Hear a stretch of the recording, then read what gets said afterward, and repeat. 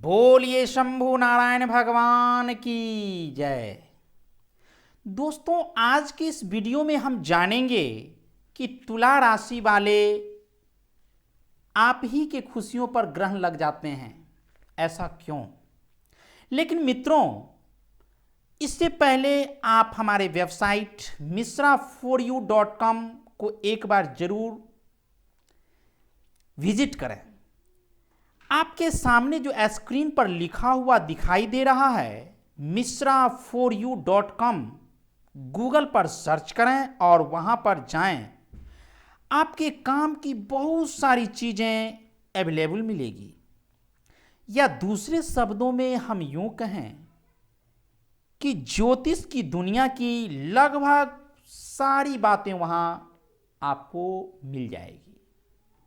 अथवा डिस्क्रिप्शन में मैं लिंक भी दे दूंगा, जहां पर क्लिक करके आप डायरेक्ट वहां पहुंच सकते हैं। मित्रों, अगर आप अपने भविष्य के बारे में पर्सनली मुझसे जानना चाहते हैं, जन्म कुंडली और हस्तरेखा के अनुसार, तो आप मेरे व्हाट्सएप नंबर 7062757996 पर संपर्क कर सकते हैं। आइए अब जानते हैं कि तुला राशि वाले लोगों के खुशियों पर ग्रहण क्यों लग जाते हैं। दोस्तों, तुला राशि वाले व्यक्ति विश्वासी, बुद्धिमान, न्यायप्रिय एवं संवेदनशील होते हैं। कहने का तात्पर्य यह है कि ऐसे जातक इतने विश्वासी होते हैं कि वो किसी पर भी अपना विश्वास कर लेते हैं, जिसका नतीजा ये होता है कि इस विश्वास के चक्कर में वो कभी कभी किसी के द्वारा छल लिए जाते हैं। वे काफी बुद्धिमान होते हैं, न्यायप्रिय होते हैं एवं संवेदनशील होते हैं। उन्हें लोग बुद्धिमान, ज्ञानी व्यक्ति के नजरिया से देखते हैं। वो न्यायप्रिय होते हैं, न्याय को ज्यादा पसंद करते हैं। वे संवेदनशील भी होते हैं। वे किसी के आलोचना को सहन नहीं कर पाते। कहने का तात्पर्य यह है कि अगर कोई भी व्यक्ति उनकी आलोचना करती है तो इसे वो बर्दाश्त नहीं कर पाते हैं। वे बहुत बड़े समाज सेवी, अर्थात वे समाज की सेवा में इतने लीन हो जाते हैं कि उन्हें अपने घर परिवार का भी ख्याल नहीं रहता है। ऐसे लोग भूमि व ऋण संबंधी मुकदमों में भी पड़कर उन्हें झेलते रहते हैं, इन मुकदमों को लड़ते रहते हैं।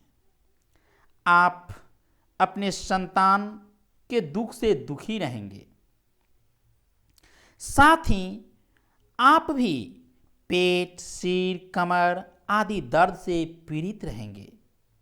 कहने का मतलब हुआ कि स्वयं अपना दुख और संतानों के दुख से दुखी रहना पड़ेगा।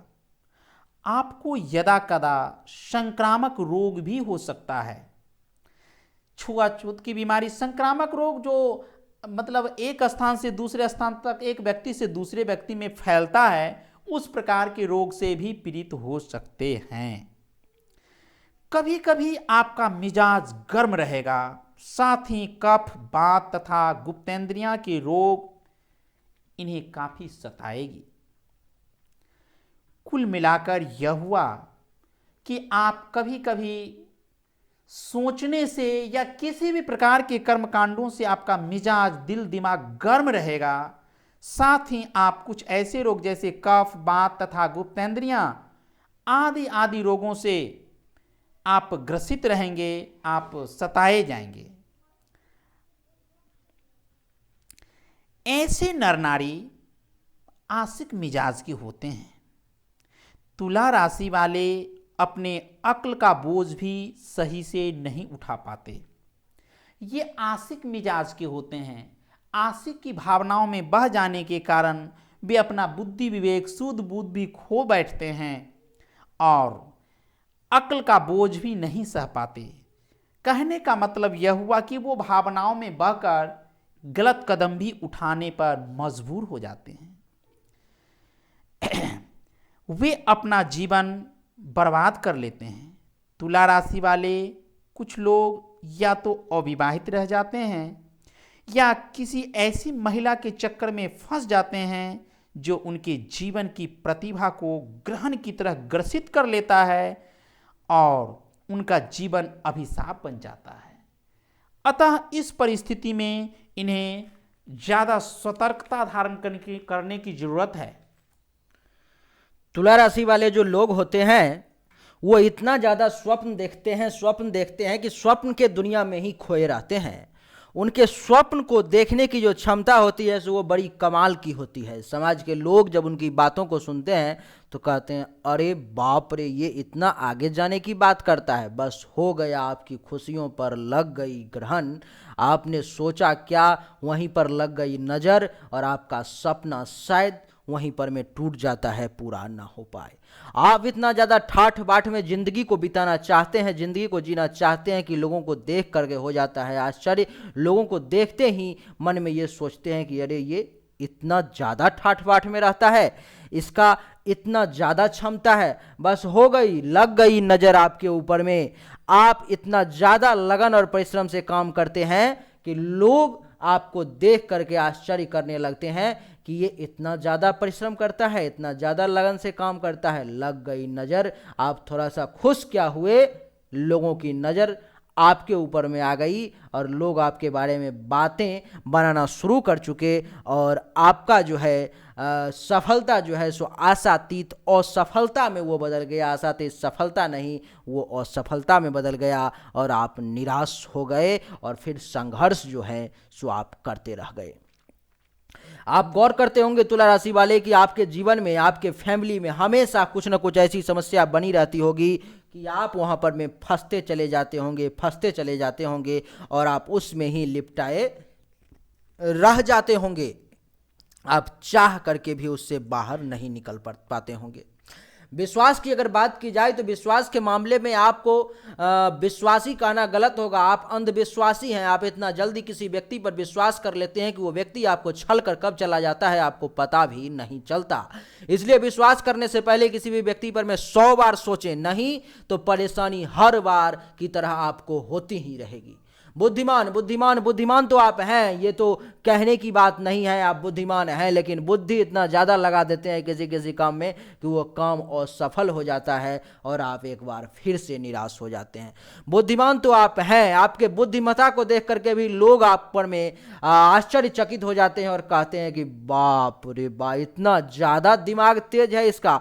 हो गया, आपका बना हुआ काम बिगड़ गया। वहीं पर में आप न्यायप्रिय इतने हैं कि समाज में अगर किसी को अगर देख लेते हैं अन्याय करते हुए तो आपको वो बर्दाश्त नहीं होता और आप न्याय के लिए लड़ना शुरू कर देते हैं, न्याय के लिए झगड़ना शुरू कर देते हैं, जबकि मतलब आपको वहाँ से कुछ भी नहीं है और आप वहाँ पे लड़ने लगे, झगड़ने लगे। हो गया आपको एक नया टेंशन शुरू, आप उसको लेकर के जीते रहिए, ढोते रहिए। आप में सबसे बड़ी दिक्कत क्या है कि आप अपनी आलोचना, अपनी बुराई नहीं सह सकते। अगर आप बुराई और आलोचना नहीं सह सकते तो आप समझ लीजिए कि आप में जो कमियां हैं उसको आप सुधार पाने में सक्षम नहीं हैं।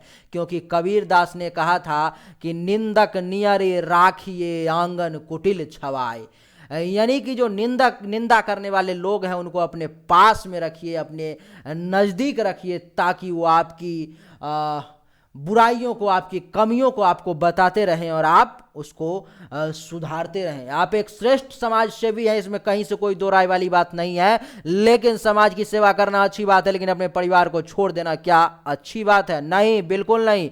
समाज की सेवा आप करें, राष्ट्र की सेवा करें, ये बहुत बढ़िया है, लेकिन अपने परिवार को बिल्कुल ना छोड़ें। नहीं तो उधर समाज और राष्ट्रभक्त तो आप बन जाएंगे, लेकिन आपका परिवार बर्बाद हो जाएगा और आपकी परिवार ही अगर बर्बाद हो गई तो आप खुशियां किसके साथ बांटेंगे? भाइयों से आपको सुख नहीं मिलेगा, ये तय है। आपके भाई 2 हो, 4 हो, 5 हो, कितने भी भाई क्यों ना हो, भाइयों से आपको सुख नहीं मिलेगा। अगर मिलेगा भी तो बहुत क्षणिक सुख मिलेगा जो आपके लिए अच्छा नहीं है।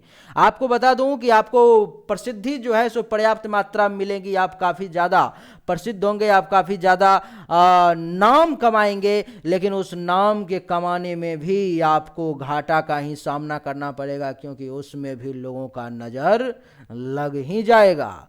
आपके जीवन में बहुत सारे बुरे समय आएंगे, लेकिन मैं आपको बता देता हूं, इन बुरे समय का सामना करने के लिए आपको एक मंत्र दे देता हूं मैं। उस मंत्र का सहारा लेकर के आप जीवन में हमेशा अपने बुरे चीज़ों का, बुरी शक्तियों का सामना कर पाएंगे। आपको एक गजब की शक्ति प्राप्त होगी। वो मंत्र है ओम जुंग सह, ओम जुंग सह।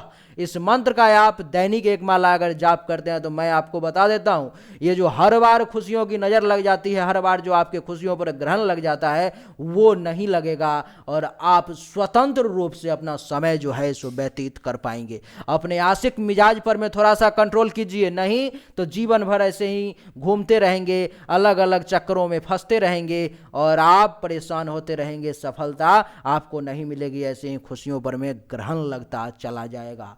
अपने आप को ज़्यादा होशियार समझने की भूल मत कीजिए, नहीं तो आप अपने अक्ल का बोझ ही अपने सर पर में नहीं उठा पाएंगे और इतना ज़्यादा होशियार, इतना ज़्यादा अक्लमंद, इतना ज़्यादा बुद्धिमान समाज के सामने अपने आप को आप प्रस्तुत करेंगे कि हर व्यक्ति की नज़र आपको लग जाएगी और आपकी अक्ल, आपकी बुद्धि, आपकी होशियारी आपके काम कभी नहीं आएगी।